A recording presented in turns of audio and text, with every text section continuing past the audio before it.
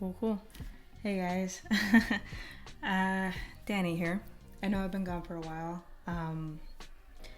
I have gone through a lot of things recently, especially moving from state to state, visiting family in, pardon my reach, Indiana for the first time, and yeah, so moving from Nevada back to California and readjusting and getting into a different routine and work schedule, work scenario. It's stunted me a little bit in my creativity, but I'm trying to get back in it. I apologize for not updating and informing sooner. I should have, and I will be better about that in the future. And I would also just like to say thank you for, my little pool of subscribers. I could have 3 subscribers and I would be fucking elated. It means a lot to me just to see that anybody has subscribed, no matter the number, because that just means you're relating to what I'm saying, and that means a lot. In the past with my videos, I've rushed through them and I wasn't reviewing things that I was 100% passionate about.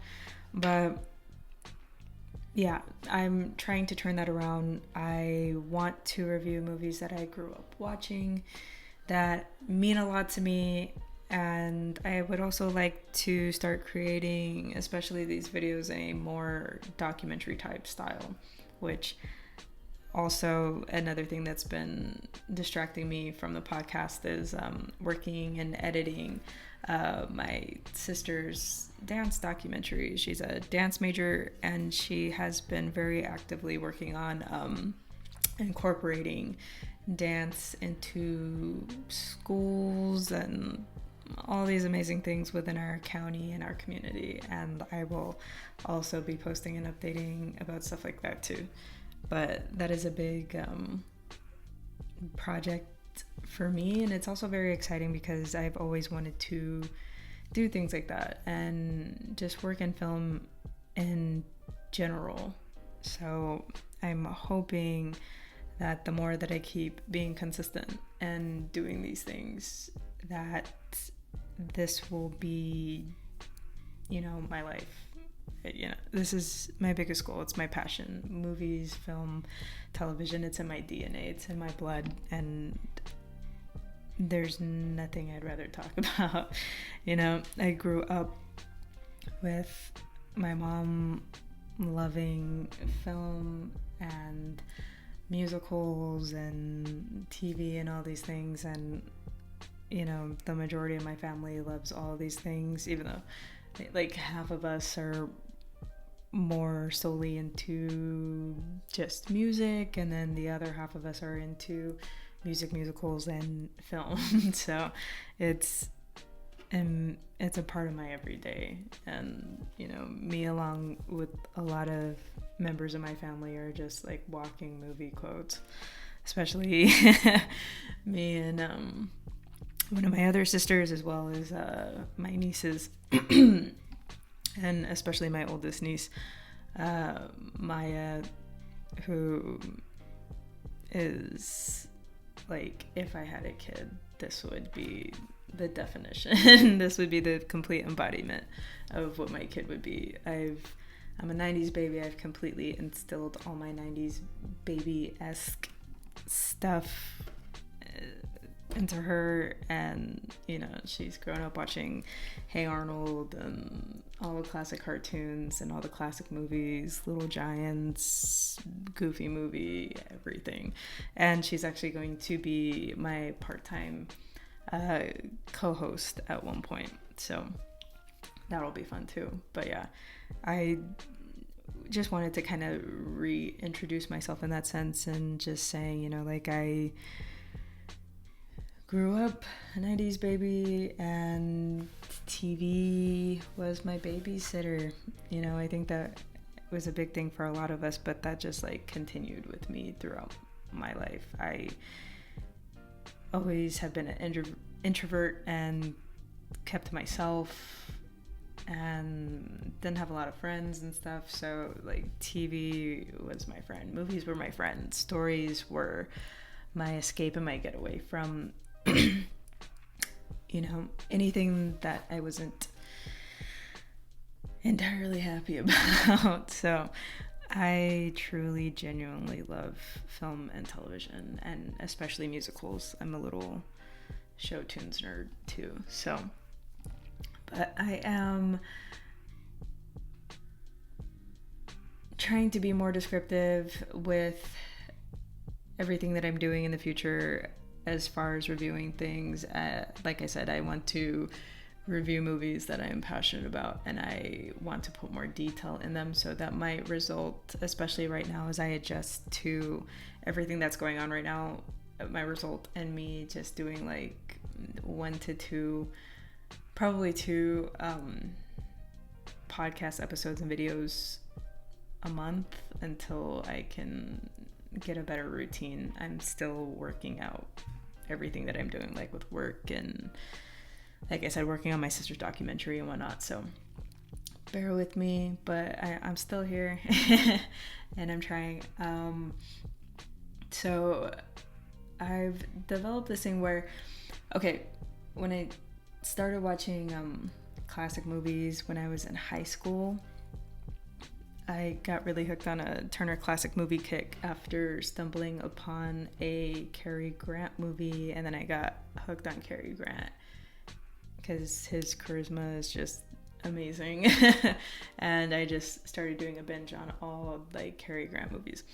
But as I started to watch more classic movies, I started to recognize all these movies that I grew up with or what have you are very similar in theme to classic movies, which obviously, remakes are everywhere and we're gonna run into that all the time. But even just the smallest things, I don't know, bear with me. So I'm gonna compare one of my favorite classic films with Cary Grant, called My Favorite Wife, versus 1998's The Parent Trap. My Favorite Wife is from 1940.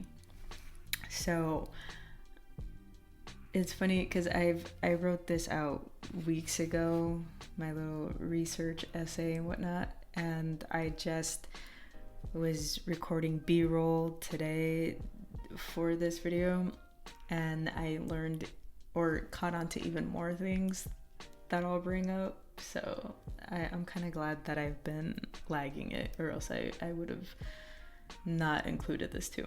So and I'm doing this out of order.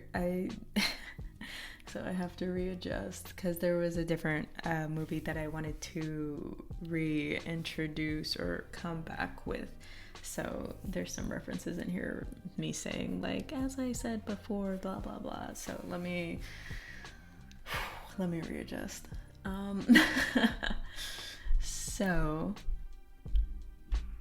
boop boop beep boop beep. So yeah, I discovered Cary Grant in my teenage years, and I started watching every Cary Grant movie possible. As I fell more and more in love with this actor, I also began to fall for a lot of his frequent co-stars, such as Katharine Hepburn, Ingrid Bergman, Ginger Rogers, and my most absolute favorite, Irene Dunne, who is in this film, My Favorite Wife. Irene and Cary have the best chemistry. You have to watch this movie. I have rewatched this movie so many times just based off their chemistry alone. It's captivating. But I've rewatched the majority of their movies together. In general, I never grow tired of them because they're just so raw and funny together. It can't be matched. A close second, and one of my favorite co-stars of his would also have to be Katharine Hepburn. If you know anything about Katharine Hepburn, she tends to be in a lot of serious movies, but she's also very like sarcastic in a very sophisticated way. But I think whenever she partners with Carey, that sarcasm comes out in a completely different way, and it just, I don't know, it's magical. I feel like Carey helped bring out a lot of Katharine's, like, yeah, her funny side in a way that feels very honest and relatable. Like, in a movie they did together called Bringing Up Baby, I feel like, you know, Katharine's character is meant to be very annoying.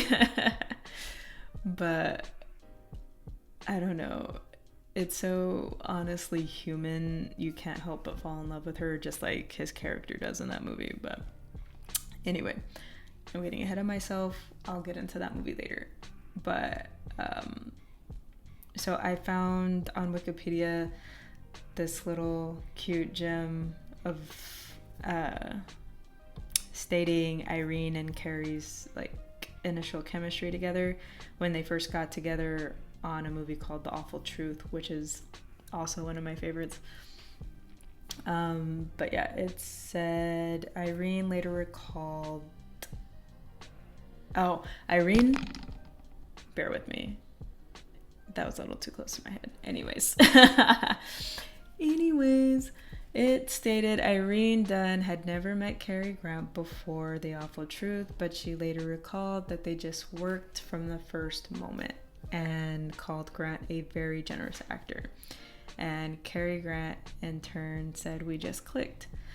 Dunne so trusted his comedy judgment that she would often turn to him after a take and ask in a whisper, "Funny?"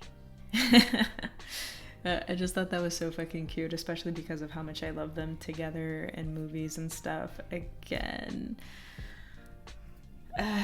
if you haven't watched any of the classic films that I review, you really should, because I'm not recommending Deads.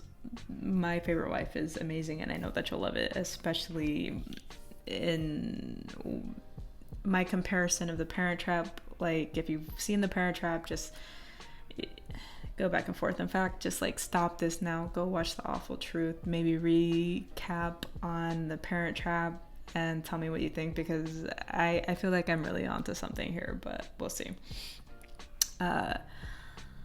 Anywho, I can't believe I wrote that. Now, based on my own traumas, I tend to dislike watching things that are centered around the theme of cheating and infidelity.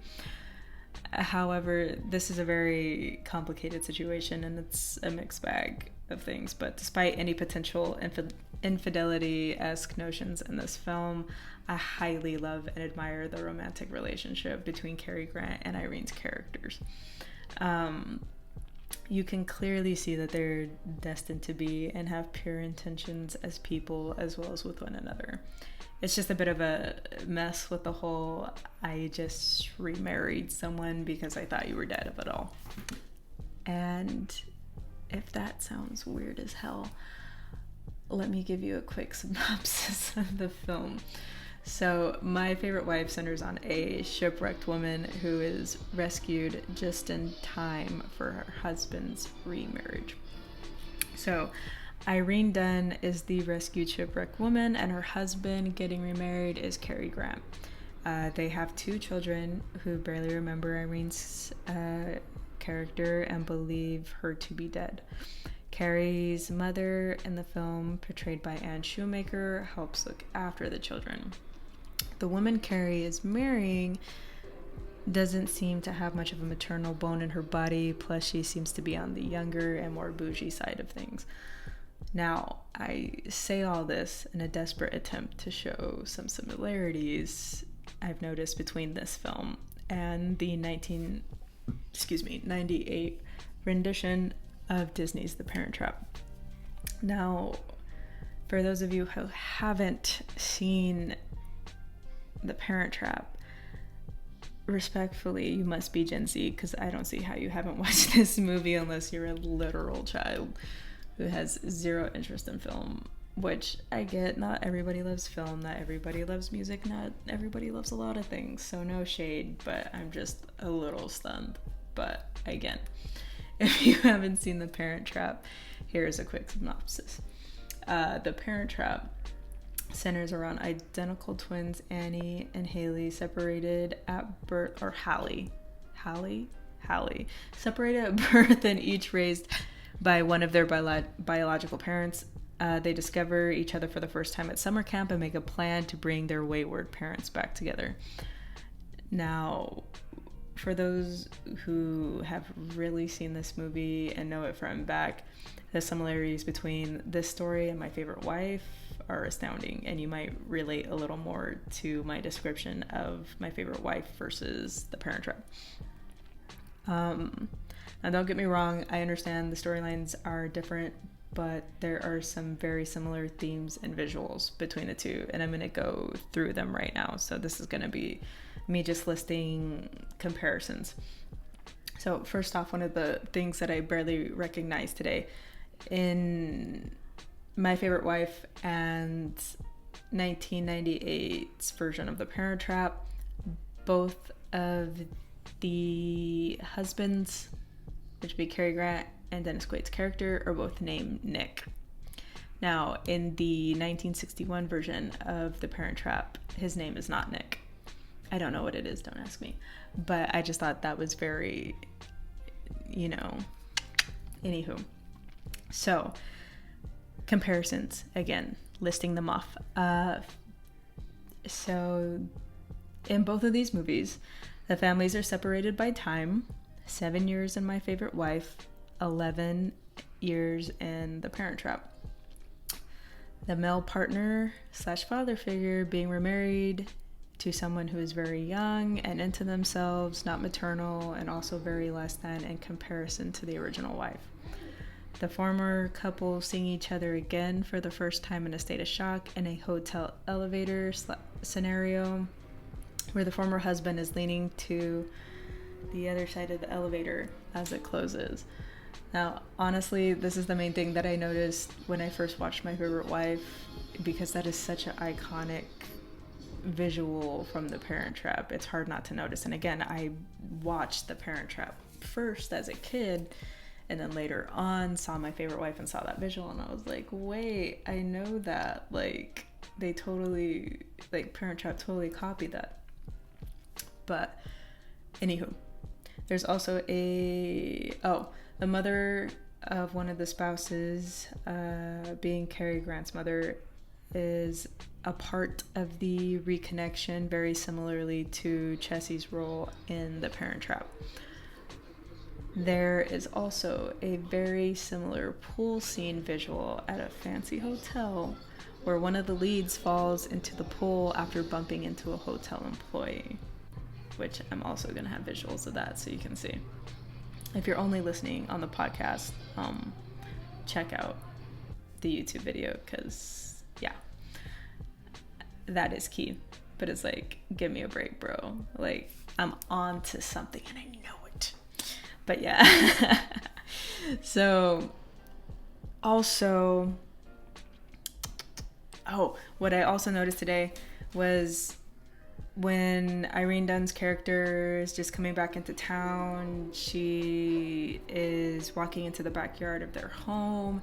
She sees the kids. Obviously, the kids don't know who they are because she's basically been gone the whole time that they've grown up.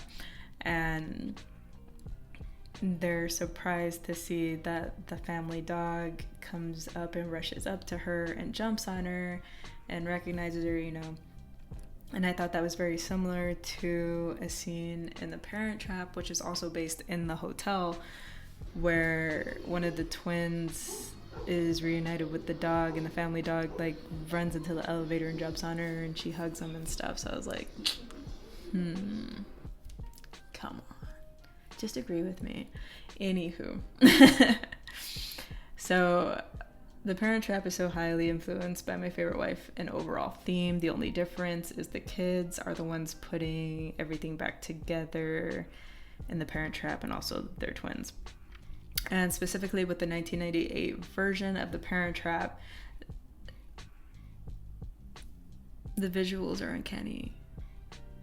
Yes, okay, so I'm saying in comparison with the 1961 version. The 1961, I'm going to be honest with you, I haven't really watched much of that, so that's why I'm specifically saying the 1998 version of The Parent Trap. So the director of the 1998 version of Parent Trap, her name is Nancy Meyers, and she also had a hand in writing the movie along with the original screenwriter from the 1961 version of the film, David Swift. So keep that lodged in your brain. So just for some origin story for both films, with My Favorite Wife, it was originally written around 1940 by a man named Leo McCarey, along with Bella and Samuel, I'm going to say Spaywack. I'm sorry if that's wrong. Whereas in 1961's The Parent Trap, it's an adaptation of Eric Kastner's 1949 German novel Lisa and Lottie. So I'm saying that just to show which story was created first, which is My Favorite Wife, around 1940 specifically, 1940 to 1941, whereas the novel that The Parent Trap was inspired by was written in 1949. And, I'm saying that as to show any possible potential for, recreation. So I'm sure the 1961 adaptation of The Parent Trap is swimming with details from the novel it was based on. I can't fully speak for the 1998, especially because I'm saying it's just so, I feel like it's so highly based on My Favorite Wife. So on Wikipedia, I saw this tab and I was a little bummed out because I thought I was gonna fully confirm everything that I'm saying, but anyways, it was interesting, nonetheless, but it was a tab that was entitled Film Remakes. So in 1962, for My Favorite Wife, 20th Century Fox began filming a remake starring Marilyn Monroe and Dean Martin and Sid Charisse under the working title of Something's Gotta Give, which was to be directed by George Cukor. We're gonna go with Cukor. But problems arose from the beginning. If any of you know anything about Marilyn Monroe, this part isn't shocking. The problems arose because it was mostly due to Marilyn's failure to show up to work on time. And Marilyn was fired, and Dean Martin backed out when the studio attempted to recast Monroe's character with Lee Remick.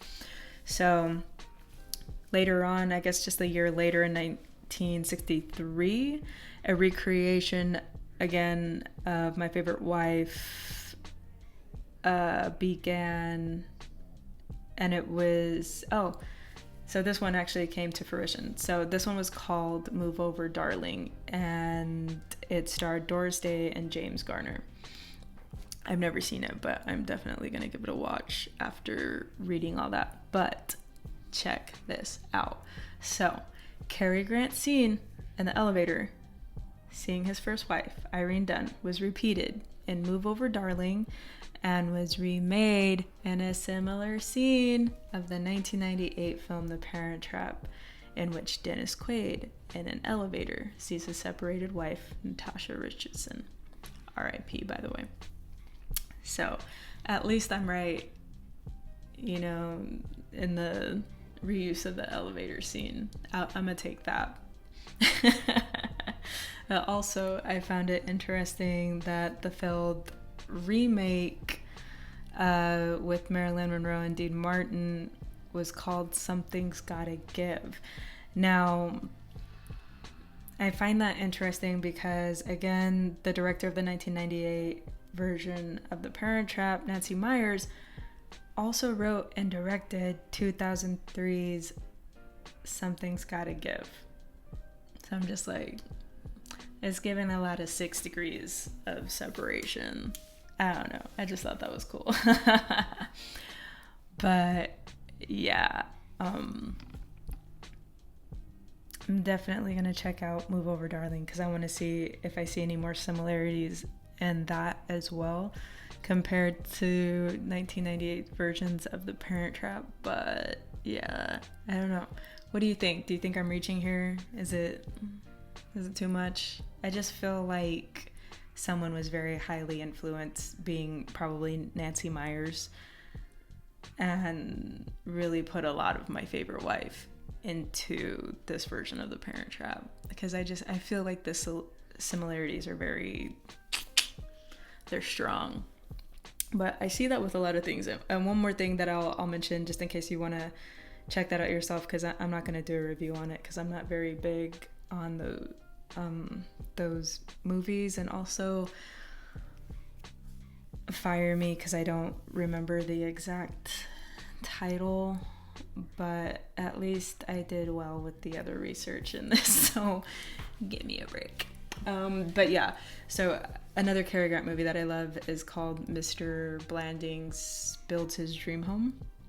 And when I watched that, I noticed a lot of similarities and theme compared to the Ice Cube movie. I think it's the sequel to Are We There Yet? But I don't remember what the exact title of the sequel is. But if you want to do another comparison thing on your own, that's a little homework. You can watch Mr. Blandings Builds His Dream Home and then watch the sequel to Are We There Yet? With Ice Cube. And yeah, you'll see a lot of similarities. But yeah, on a side note, I would just like to give a little shout out to my brother who passed away 2 years ago. The anniversary of his death just recently passed, and I would just like to show a little recognition to him and throw some love out there, and also just throw out any love to anybody that's gone through having a family member or anybody close to in your life that has dealt with, you know, drug and alcohol abuse and mental health, and, you know, didn't want or couldn't find a way to accept the help that you tried to provide. It's hard. It's just life. We all have to go through things on our own sometimes. I've had to go through things on my own to learn a lesson, and sometimes we learn a lesson and sometimes we don't, unfortunately. But, you know, just want to put it out there, especially with some of the things that I've gone through. Like, just don't be hard on yourself for feeling like you didn't do enough. I'm sure you did as much as you possibly could. Again, there's only so much that we can do, but if the love was there, that's all that matters. And, you know, we can only continue to celebrate all the good and wonderful things of the people that we lost, and just continue and try to do better by ourselves and for them, and celebrate them, right?